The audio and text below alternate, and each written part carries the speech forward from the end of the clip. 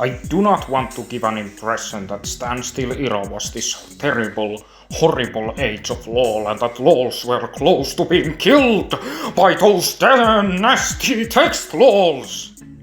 There was no era where Lawls got ruined. Every era had its positives and negatives. Case in point, I'm about to show you the positives and negatives of Standstill Era's final smashes. It is easily the most barren of all eras, but that doesn't mean we didn't get standout moments or movesets. Sadly, before we can get to the good stuff, we have to talk about the bad final smashes. But the good news is, this is gonna be a top 6 instead of top 10. Why? Well, I really don't want to talk about numbers 10 to 7. The first 3 are just from Lawl Liquid Crystal's very first sets, and I feel at this point Boggs knows those are flawed. And Boggs was a kid when he made those movesets. I might as well rank Lawl Deekes's movesets if I wanted to bully children like it was 2010. Number 7, however, is not from LLC. It's Jean D'Amico's final smash, and yes, it is bad on purpose, but unlike the Borean, it actually works. So I'm gonna use Mr. D'Amico as a cutting off point for this list. All the final smashes after this one are actually worth talking about, so let's go.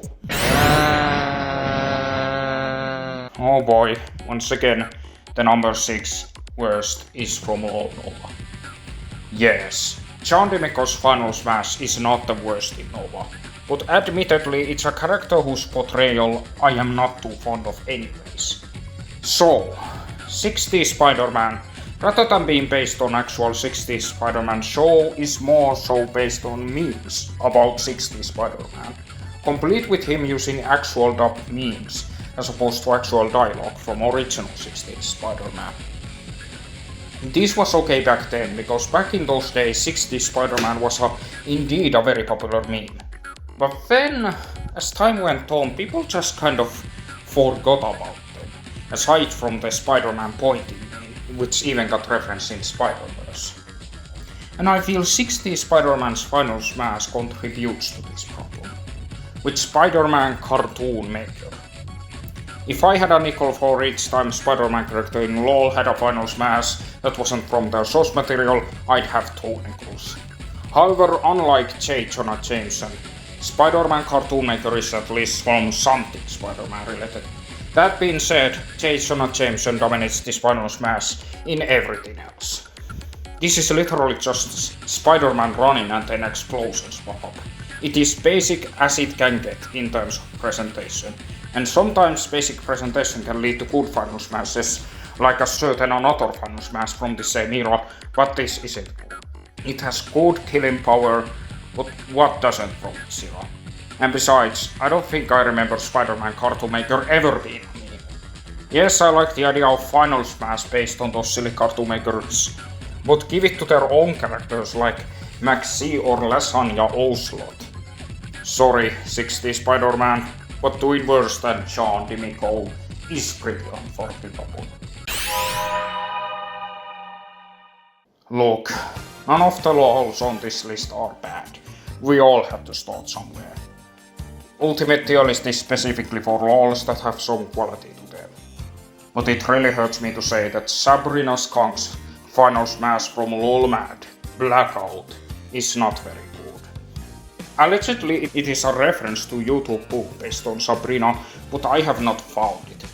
But even then I can't give it too many faithfulness points. It isn't based on anything that happens in her webcomic either, unless it has, but even then it uses the scream from those Nisei animated shorts Eric did, and nothing like this happens in it. Yes, the fact that there is no indication where you are anywhere in the map, and that Sabrina screaming can KO you even if you aren't near her, gives this good killing power, but at this point this doesn't matter. I feel like final smashes are often brushed over in update patches, and I don't blame Peace for not altering this, but this could have been changed to anything more faithful. Now I know why Robbie Rotten laid down the trap for her. God, Ulmes has come such a long way in the last 10 years. Don't mention his name, don't mention his name. Now we get to a Lawl of questionable quality. Yes, even by UTL standards. I think Dark Enigma is good and supportive and has been in the community for a long time, but there's a reason Lawl Nitro is not on top of anyone's popularity poll. And the first reason is the character this Lawl started with. His name. His fucking name! And his final smash isn't good either. El Tratamiento is supposed to be a joke, but all it is I can't really describe it. It deals virtually no damage. It has some semblance of presentation and I guess it's faithful to our gamer, but it's the kind of bad I can't even talk about. With all the bad final smashes you can talk about them for hours, but with El Tratamiento you can't really even focus on how bad it is because of how unremarkable it is. You eventually just end up drifting into the topic of what a bad idea it is to give a moveset to a YouTuber who calls themselves rich. You thought Sabrina Skunk's blackout was bad. Oh man, you aren't prepared for this one. It makes you wonder how the hell did this Lawl get into the tier list at all. Lights Out with a question mark is a cheap one-hit KO final smash that doesn't even fit the character despite the fact Odim is an original character pretty much. You know, like Correct Snake and MS Paint guy. The whole you can see the face of the person who's about to be killed for a one tiny microsecond mechanic is nonsensical when it goes so fast you can't even see it. The inspiration clip is pretty much just a quote Yvette Fielding says regarding Odim.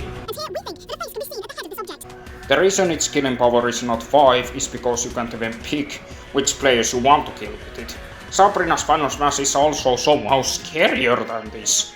Thankfully I can confirm that I have actually animated a brand new final smash for Odim, which will be revealed at Rosamund C update patch. It's also one of the only things I've animated for the update patch. Look, I'm so sorry. This isn't working. Standstill Era is the time of many one-offs which dominated the landscape. It was a shame none of those Lawls came to become mainstays, but in this Lawl's case, maybe it was for the best. Cape Newell is associated with a lot of meme, including the My favorite class is the Spy, which I do remember being a meme on like Spider-Man Cartoon Maker, but turning it into a final smash when Steam Sale and Half-Life 3 exist as possible concepts. This is also yet another Blackout final smash. It's literally just Odim's final smash, but at least Odim's final smash was more fitting, because Odim is a ghost. Congrats, Spy. You got a special guest appearance in a final smash after your moveset went missing, but you didn't live up to it. Thankfully Lawler's mod will pick you up in a half decade.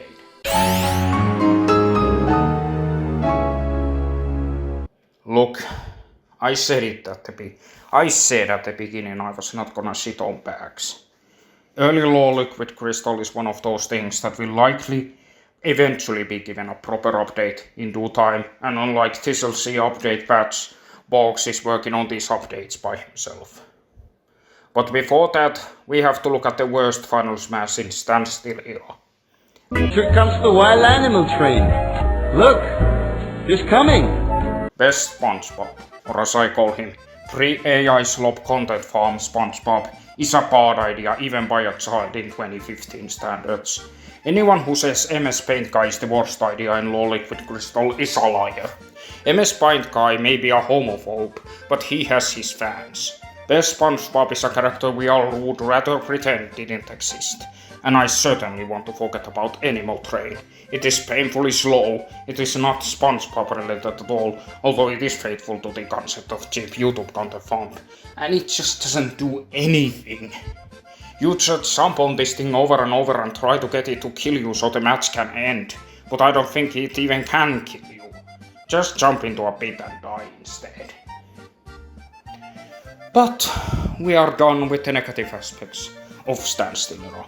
Standstill Era is really where creativity started to stand out, but first, let's have a small dose of that classic era feel from an unexpected source. This entry is gonna be a bit bittersweet, as I think this may be OG Lawl's final appearance in this series. That is actually gonna get to a top 10 list. But before we talk about that, let's talk about two other final smashes from OG Lawl that have a lot of talk behind them. First we have Codex Snake, who had the lowest score of the three movesets, but is still above average. Codex Snake is an original character and not even trying to pretend to be anything else, so time to read a book is extremely faithful to them. Anti-attack has decent killing power, but you can't control where the words fly, and it is horrible in terms of balance. Also, we never see what other books Codex Snake can read. Variety is an important factor in high-ranking final smashes. Spoilers for the next era in this.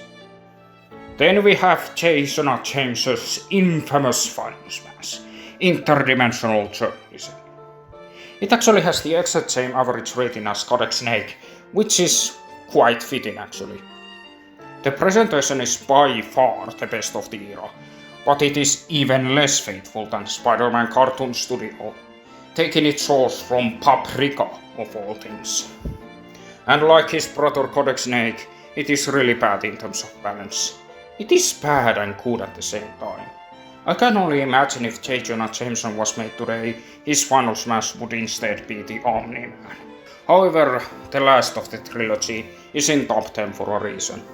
Mary's Leaf feels like even more of a farewell to classic era than Weird Al does. In terms of presentation, it is nothing like Ip's final smash, but it is straightforward. Yes, a straightforward final smash in a Jin video, and it's not straightforward in a spiteful way. I do really like the simple presentation here, and how it is still balanced. It really shows an alternate vision for OG Lawl that we sadly never really got to see outside of this set. Mary is a very underlooked character in this Lawl, and I feel their final smash really shows her strengths as a character. Hurts to be this hip. Yeah, if you thought I was being too harsh on myself with Odin's placement, have no fear, Ego Stroking is here. Blaster Kong's final smash being Leo Luster is so perfect, the faithfulness would be rated 6 if it was possible.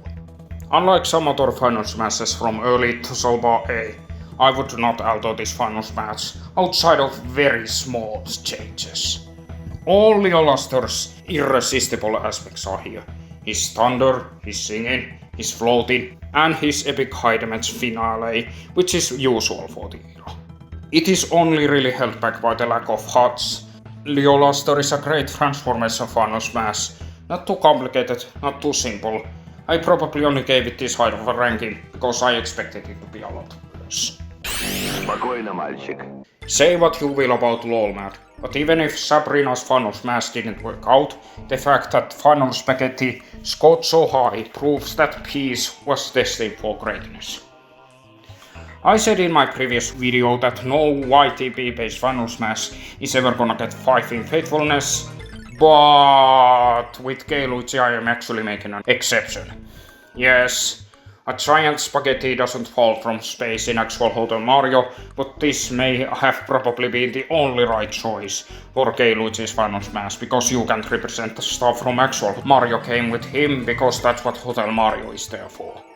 Luigi is playable as a second player character, but try to represent that with him. Luigi does have that advantage over Morsu, although Morsu's final smash has more concise killing power and a better presentation. But still, Final Spaghetti is equally iconic. And it is also funny how we did later get a similar final smash with Sephiroth in actual Smash Bros. Yeah, I'm just gonna say it. Lawl Nova was the MVP of this era. And outside of one more entry, pretty much all the other entries on this list are gonna be from Lawl Nova. However, which ones are the best? Well, let's start with arguably the worst of the list, which is surprising considering how I am hugely biased towards this source. Captain N's pause button is a fitting and very unique final smash. In terms of presentation, it is not good as the others on this list, but still seeing fighters just be completely motionless is really cool. I also really like the mechanic behind this. Doing a lot of damage during a set period of time that only activates after a certain time has passed, final smashes became rather commonplace after this, but I feel that Captain N did it the best. While Captain N might honestly be one of the better movesets from this era even without the patches, he is certainly not the final Smash Master. With an inch of your life. We already showcased one Standstill Era one-off set in form of Caven, which left a lot to be desired. But then we got one-off that is so good it may actually be the best one-off in LoL history so far. And it is a real shame we never got anything else from crappy LoL device, because this would have been a game changer, and considering the era it came in, it already was. I am not familiar with the Real Doom source material, but Real Doom is a character who thrives in LoL. His finger lasers are iconic, and so is his final smash, top tier finger snap. The fact crappy LoL device went out of his way to edit Real Doom being beaten up by himself is admirable. And then we later get a second final smash variation guest starring Batman, like that is amazing. Despite being clearly inspired by Critical Rage in some form, it does enough of its own thing to not be a clone. It is also an example of a cutscene final smash that's far more balanced than interdimensional journalism, as it has reasonable damage percentages and no one-hit KOs. Holy shit, this is nothing short of a trailblazer. The only reason it's not in the top 5 is because these final smashes were even more so. So it's time for LoL Nova's Show of Power. Why your dad? Is he your superhero? Yes. Some people don't get it.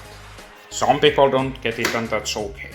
A lot of people constantly yabber on about parental superhero figures being an overdone cliché, but I feel that normal just a trope better than anything else. With surprisingly grounded realism and sweet touches of generational trauma long before Disney put their dirty hands on the concept. But Normal's dad is not in a LoL, but Timmy's dad is. And Dino Dad is like awesome new robot, but even better.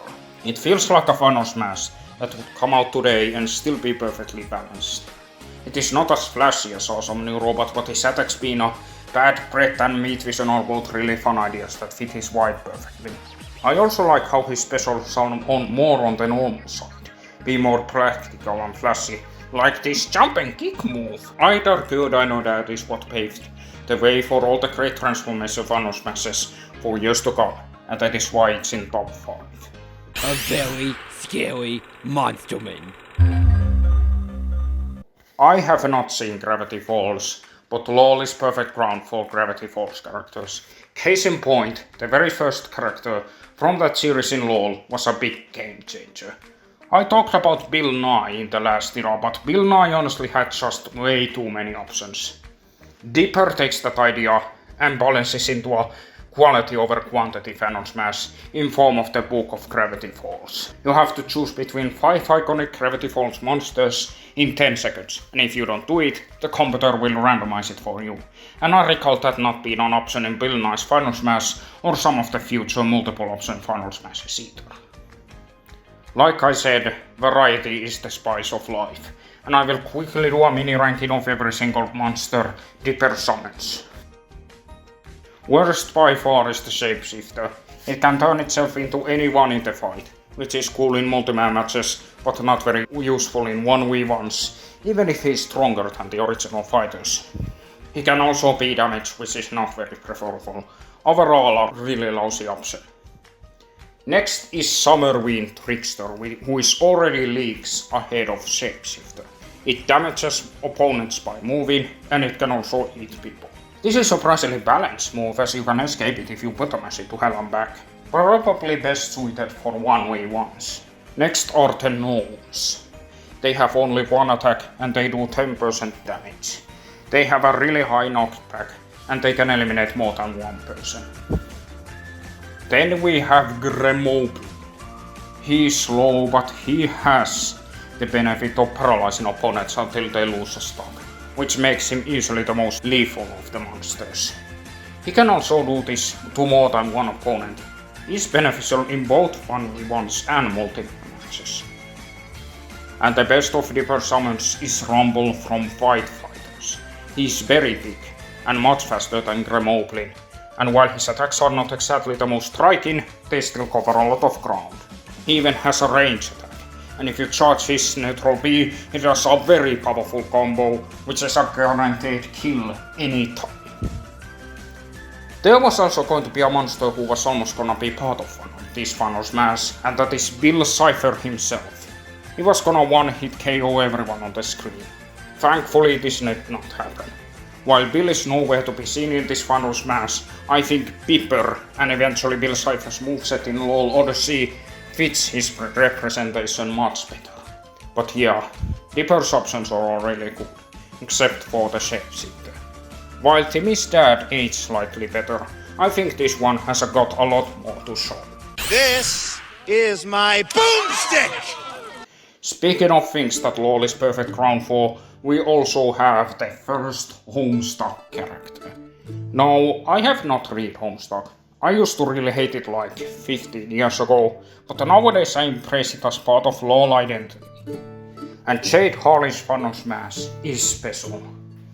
It is the final Nova Final Smash of the Standstill Era, and boy does it ever foreshadow the next era. It's not exactly a killer Final Smash, but it is actually so unique in its execution. Once it hits, it shrieks, teleports and damages every opponent in Jade's radius, and then makes it so that they can't move until they hit the ground. Again, I have not read Homestuck well enough, but I know Homestuck kids are capable of some truly ridiculous feats, and this is by far the most creative Final Smash of this era. As a matter of fact, I would argue it inspired me to make changes to this ranking once we get to Golden Era. Creativity will start becoming more of a factor in Final Smash rankings, but before we get to that, let's showcase the very best this era has got to offer. And there is no Queen of England. Honestly, both of these Final Smashes could be number one, and they actually share the exact same rating. But both of these Final Smashes have a common theme. Less is more. But let's talk about the better of these. But let's talk about the better of these two movesets first. Perry the Platypus. I've already said it, but Perry was the first step to LoL moveset becoming more game-like and competitive, and it planted the seeds of change that would lead us to Golden Era. And of course, Perry's Final Smash, Queen Elizabeth Robot, is very realistic and game-like. It's not too balanced to the point it's not fun, but it's still effective. And even when it stays as a platform, it still has a chance to kill someone. I am glad LoL Nova didn't abandon crazier, more creative Final Smashes as Witch of Space came out later in the month, but this was a welcome feat in the ground approach. Originally this Final Smash was gonna be Perry summoning Arthur Aug agents to join him and fight alongside him. But this would have honestly been too much to animate, as Capcom says in her What Could Have Been document. And yeah, it would have been way too overwhelming. By all means, Queen Elizabeth Robot is much more iconic, and it made Perry stand out as a historically significant moveset. But we still have one more Final Smash to showcase. Unlike Perry, when this moveset was first released, it was seen as one of Nova's least viable movesets. But over time, after update patch 2, it has become one of Nova's most beloved moveset and probably the most iconic character of Nova as a whole, rivaling even Doof and Perry. And one thing that hasn't changed, even after all this time, is the Final Smash. Who parked their car on my sandwich? What?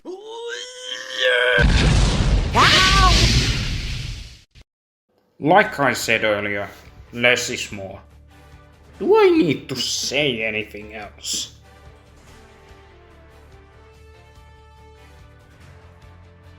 And here are the results for Standstill Era. Quite varying in quality, as you can see. One notable absence from both lists was LoL ARL. A LoL I erroneously stated was cancelled during the Classic Era, but actually did continue into early Standstill Era. The ARL Final Smashes from this era were ultimately mediocre at best. Nothing too offensive, but still didn't live up to the character's best potential. The fact Willy Wonka's Final Smash is based on the boat ride, yet it features no footage of the only part of the ride everyone remembers really shows he was starting to lose passion. And here are the current all-time top 10s. While both Final Smashes of this era were absolute classics, they still don't hold a candle to it. Best SpongeBob Animal Train, meanwhile, has dethroned Pancake Man. Will Lawls from next era top it? We'll just have to wait and see. Thank you for watching. See you next time with early Golden Era Final Smash ranking, and have a very happy Easter, or whatever you celebrate now.